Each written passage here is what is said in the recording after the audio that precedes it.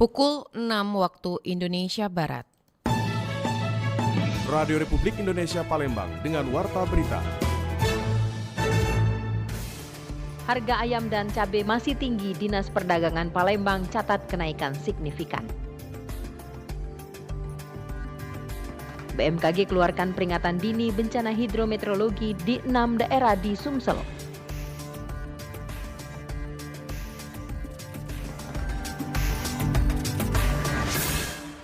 Selamat pagi, Anda sedang mendengarkan Warta Berita Radio Republik Indonesia Palembang. Selain informasi tadi, sejumlah informasi lain juga akan kami hadirkan untuk edisi hari ini, Kamis 13 November 2025 bersama saya Dela Wawi. Inilah Warta Berita selengkapnya.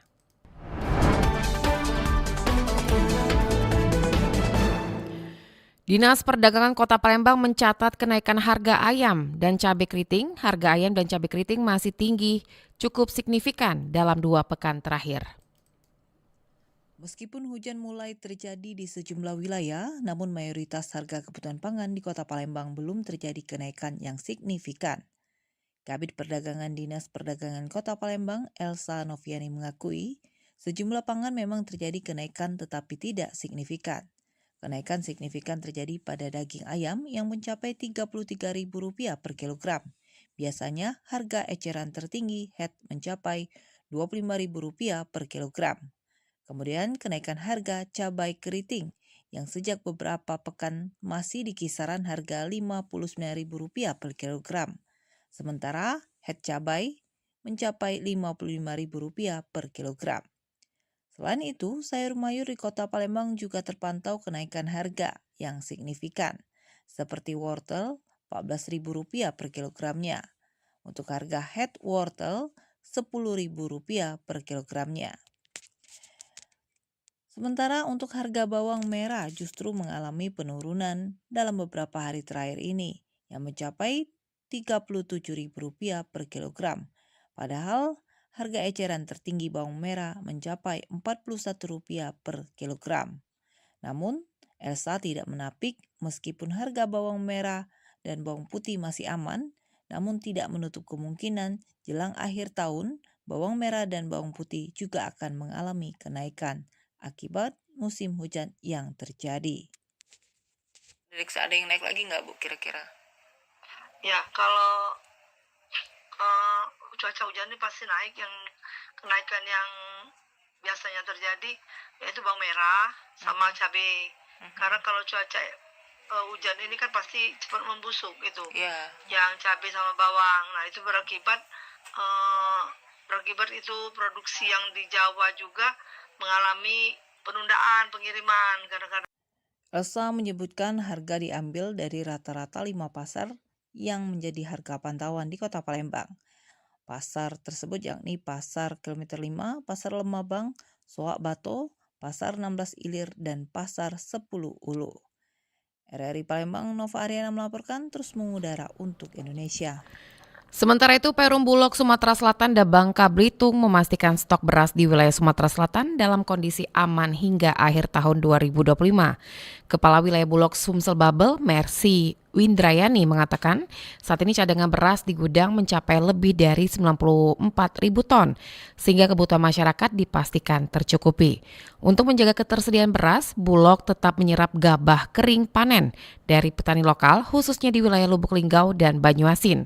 Langkah ini diambil sebagai antisipasi terhadap perubahan cuaca yang dapat mempengaruhi hasil panen. Oh ya, alhamdulillah untuk stok beras kita ada 94.000 lebih ya. Artinya untuk menghadapi Natal dan Tahun Baru kita sangat aman dan sampai sekarang juga masih ada kita menyerap di beberapa wilayah yang ada panen dan kita sangat terbuka dan tetap menyerap sebesar 6.500 per kilo.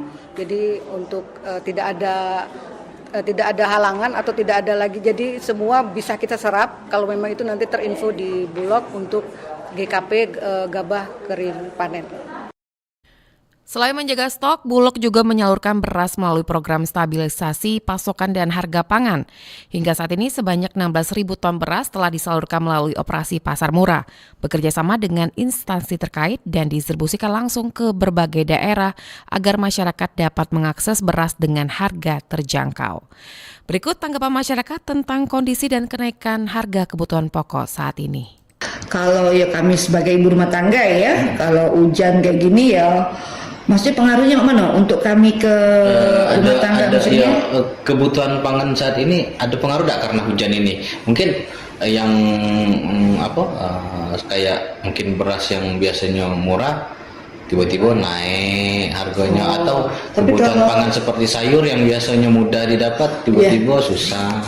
Ya kalau untuk kayak beras segala macam sih mungkin standar masih normal ya. Cuma kalau mungkin ya tadi kayak sayur ikan-ikan tuh mungkin ada sedikit, ada yang naik, ada yang turun, ada ini, jadi tidak bisa sama gitu ya. Cuma ya alhamdulillah masih bisa ini ya, masih tercover ya, maksudnya masih bisa kita untuk ibu-ibu rumah tangga kami sebagai ibu ya itu. Cuma ya memang kadang kami juga kan belanja tidak tiap hari ya, kadang mingguan, jadi harga untuk sehari-hari itu kadang beda dengan kami pas kami belanja, tapi pada dasarnya sih ada yang naik ada yang turun, jadi untuk ke kaminya masih bisa inilah ya, normal lah ya, gitu. Cuma tidak tahu kalau yang di tempat lain nih, maksudnya untuk yang sekitaran kami ya itu. Saat ini, harga beras dan komoditas utama lainnya seperti minyak goreng cenderung lebih stabil menjelang akhir tahun 2025 ini.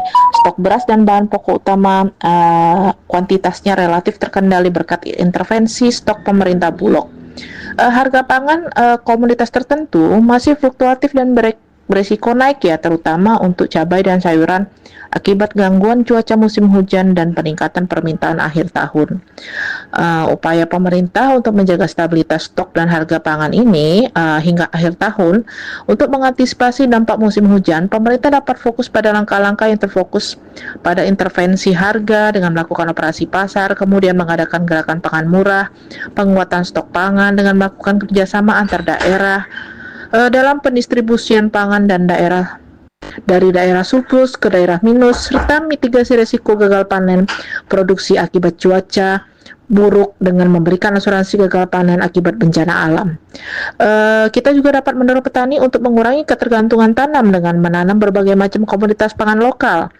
Upaya penegakan hukum melalui pengawasan aktif dan menindak tegas penimbun bahan pokok yang dapat mempengaruhi kelangkaan dan spekulasi harga. Ini diharapkan dengan demikian stabilitas pangan dapat terjaga hingga akhir tahun dan menjelang tahun baru.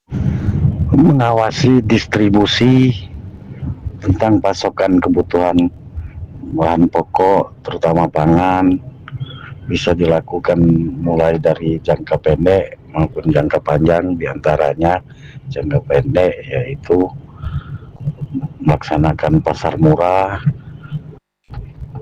menstabilkan harga melalui pasar-pasar murah sangat efektif untuk masyarakat banyak.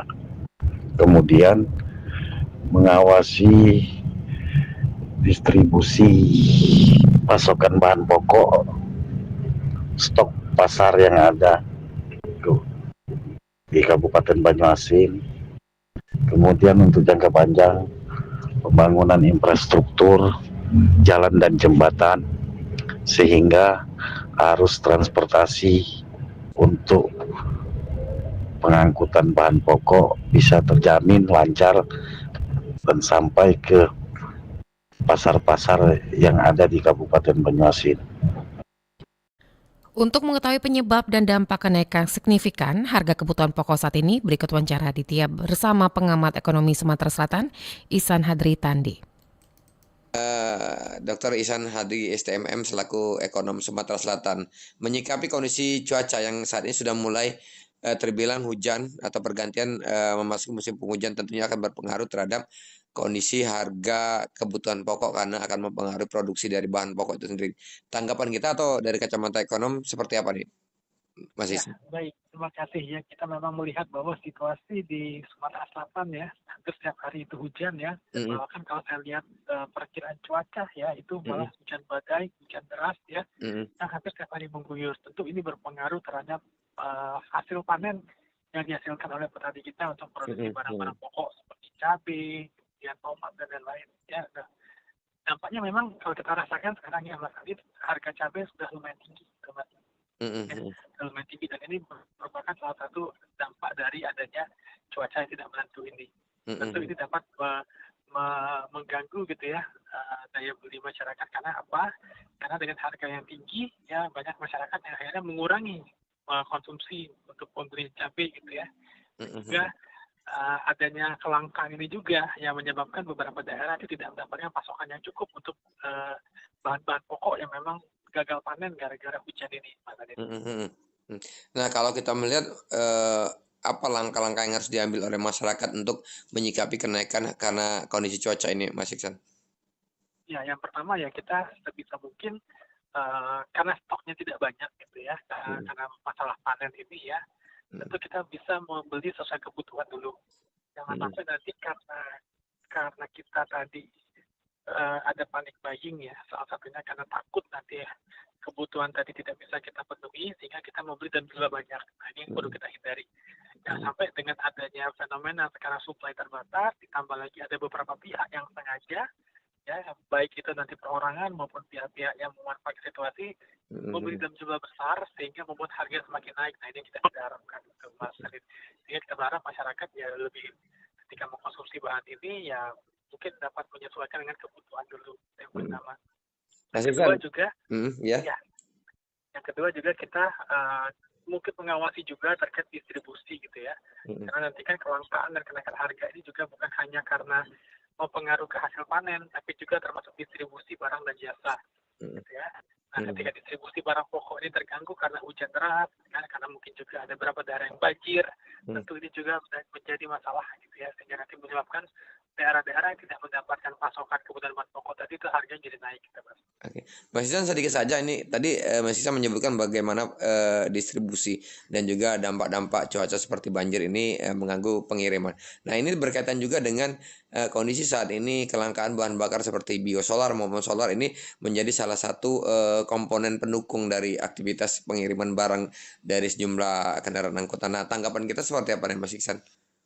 Nah, yang pertama ya ini juga fenomena ya, kita tidak mungkiri bahwa kita lihat di SPBU di Kota Palembang dan Sumatera Selatan itu banyak kali antrian untuk membeli biosolar ataupun solar subsidi gitu ya, Mas ya. Nah, ini menjadi fenomena. Yang pertama kita harus adanya koordinasi yang jelas antara Pertamina, kemudian antara juga bisa berkoordinasi dengan pemerintah daerah dalam hal ini Dishub gitu ya, dan juga kepolisian dalam mengawasi itu pertama. Dan juga bisa memetakan secara real time mana SPBU yang memang surplus untuk solarnya, mana yang tidak didistribusikan ulang gitu tata kelola. Dan juga Pemprov itu perlu memetakan apa kebutuhan real ya subsidi ini sehingga nanti bisa lebih mudah. Harapannya tidak terjadi kelangkaan dan nanti menyebabkan distribusi barang dan jasa macet gitu, Mas. Baik, terima kasih Mas Iksan sudah bergabung sama RRI. Sehat selalu dan sukses selalu, Mas Iksan. Terima kasih. Assalamualaikum. Assalamualaikum.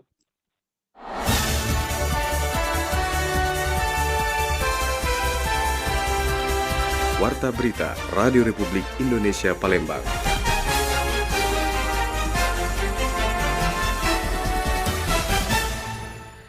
Badan Meteorologi, Klimatologi, dan Geofisika mengeluarkan peringatan dini potensi bencana hidrometeorologi di 6 kabupaten dan kota di Sumatera Selatan.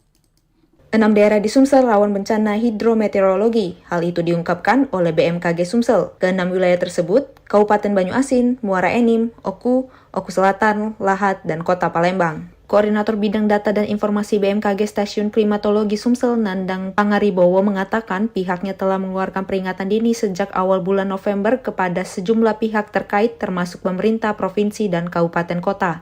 Khususnya untuk daerah yang memiliki potensi bencana agar meningkatkan kewaspadaan karena curah hujan yang tinggi. Ancaman bencana tidak menutup kemungkinan akan meluas ke wilayah barat Sumsel seperti Pagar Alam, Lahat, Empat Lawang, dan sekitarnya yang merupakan wilayah perbukitan. Peringatan dini sudah kami keluarkan bulan November dan sudah kami kirim ke stakeholder terkait, terutama ke Pak Gubernur, ke BPBD Provinsi juga sudah kami sampaikan, dan khususnya juga daerah-daerah BPBD Provinsi kota kabupaten yang terdampak di 6 kota kabupaten tadi sudah kami kirimkan. Jadi itu ada Kota Palembang, ada Banyuasin, ada Oku Selatan, Lahat, terus ada Musirawas, dan satu lagi ada daerah Morenim. Daerah-daerah 6 kota kabupaten yang tadi kami sampaikan itu sudah kami kirimkan waspada terhadap potensi curah hujan tinggi di bulan November ini. Dan tidak menutup kemungkinan lebar ya, tadi ke 11 sisanya. Perkiraan cuaca BMKG juga menunjukkan potensi hujan dalam 1 pekan ini. Sementara itu, BMKG juga memprediksi akan terjadi La Nina lemah yang akan melanda sejumlah wilayah di Indonesia termasuk Sumatera Selatan. La Nina merupakan suatu fenomena cuaca saat suhu permukaan laut lebih panas dari biasanya, sehingga menyebabkan awan hujan lebih banyak dari biasanya. Kondisi ini dapat menyebabkan banjir di sejumlah wilayah yang memang rentan terhadap bencana hidrometeorologi. BMKG menghimbau masyarakat untuk meningkatkan kewaspadaan di lingkungan masing-masing, termasuk kewaspadaan di perjalanan baik darat, penyeberangan perairan, maupun transportasi udara. Pihaknya juga mengingatkan agar masyarakat secara rutin mengikuti perkembangan cuaca melalui media, laman media sosial, maupun website BMKG. Naurazianya melaporkan. Gubernur Sumatera Selatan Herman Deru merespon maraknya antrian panjang kendaraan di sejumlah SPBU akibat kelangkaan BBM subsidi jenis solar, khususnya di Kota Palembang. Ia meminta Pertamina segera mencari solusi konkret untuk mengatasi permasalahan distribusi BBM subsidi agar tidak mengganggu aktivitas warga. Menurut Herman Deru, antrian kendaraan di SPBU telah menyebabkan kemacetan dan berdampak pada kelancaran usaha masyarakat di sekitar lokasi pengisian. Ia juga menyoroti kenaikan biaya transportasi sebagai efek lanjutan dari distribusi solar yang tidak merata. Saya ajak untuk tidak berpikir ego sektoral. Pembatasan bahwa subsidi itu ada batasan-batasannya, saya setuju, saya sepakat. Tapi tolong carikan formula lain bagi Pertamina yang punya tanggung jawab dari daerah, khususnya Patra yang mengelola distribusi BBM ini. Kalau metodenya tidak dibenahi, satu, antrian panjang. Antrian panjang ini membuat lalu lintas macet, mengular. Gubernur menegaskan meskipun subsidi memiliki batasan, Pertamina perlu mencari formula baru agar distribusi berjalan efektif. Ia meminta Pertamina bekerja sama dengan kepolisian dan Dinas Perhubungan untuk mengurangi antrian dan memastikan kelancaran distribusi BBM di Sumatera Selatan.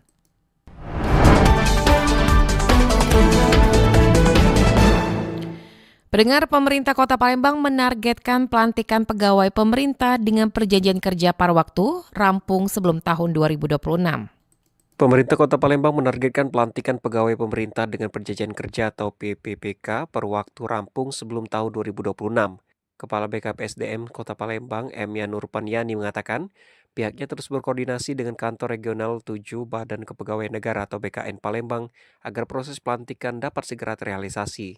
Menurutnya, sebanyak 2.181 P3K paruh waktu masih menunggu proses validasi dan juga pertimbangan teknis dari BKN.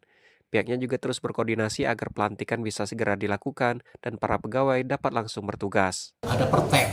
Pertek inilah isinya nanti ada NIP-nya, nomor induk paruh waktu, dan setelah itu baru kita dari pemerintah Kota Palembang akan menerbitkan SK. Surat keputusan Pak Wali, nanti beliau yang 2181 ini di mana tugasnya istilahnya. Kota Palembang menjadi daerah pertama di Indonesia mengajukan pengangkatan P3K paruh waktu. Pemerintah daerah menargetkan seluruh proses administrasi selesai tepat waktu agar pegawai baru tersebut bisa segera membantu pelaksanaan tugas di berbagai unit kerja. Dari Jalan Radio, Heru Rizky RRI Palembang terus mengudara untuk Indonesia.